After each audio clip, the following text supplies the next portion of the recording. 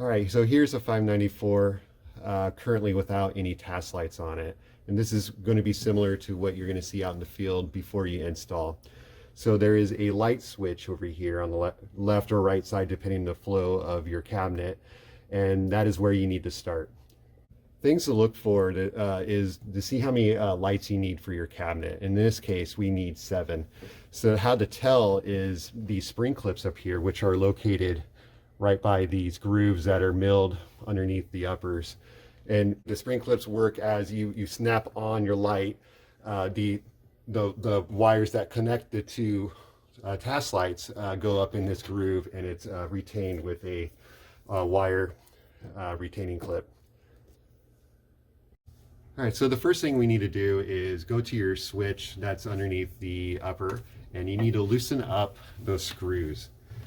And the reason why we need to do that is there's a curve in here where the light kind of matches up to, and it's really hard to get to and be able to install the light with that not loosened. So first loosen it up.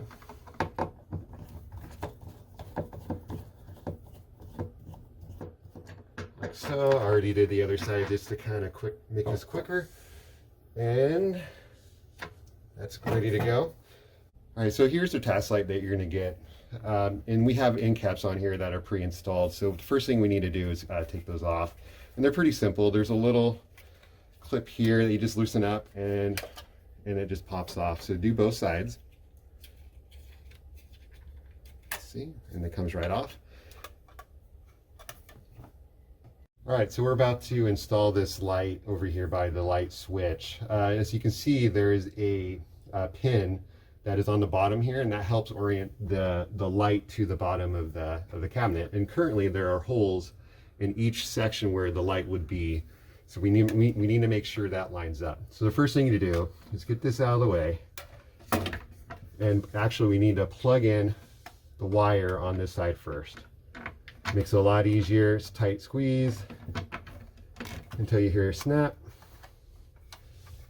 And we're gonna line it up. And at the same time, we're going to try to line that hole to the pin. And once it's lined up, you need to rack it towards you until it snaps in. All right, so we have the light in now, and now we need to tighten up the screws on the switch that kind of encapsulates that whole light in there. So push up on there, make it flush. Get in there, you can use a drill gun, but today I'm just using a standard screwdriver, Phillips drive. Get that until it's snug on both sides. There we go. The next step is to get this wire connected to the light. And what this does is spans to the next light coming down. So clip that in. There we go. And line up the shield, and now we're ready for the next light. All right, so now I have that first light in. I have the wire connected to it. I'm gonna go ahead and connect to the next task light with that wire. That daisy chain them down the line.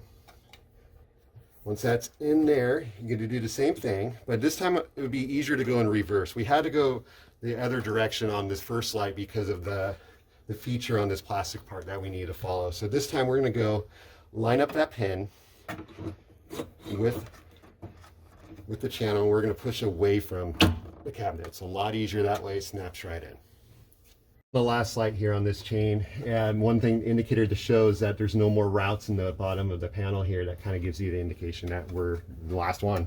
So we're going to plug in the electrical cable like we did before. And the one thing we want to make sure is this cable is in the channel here and gets it out of the way so it doesn't get pinched and break. And line up everything with that hole and snap in. All right, once all the wires are connected and all the lights are up, it is time to put the end caps back on the lights. So we're gonna start on the end. It doesn't really matter which order you go, but they just need to go on there. And just like you did before, they kind of snap in. Do the next one.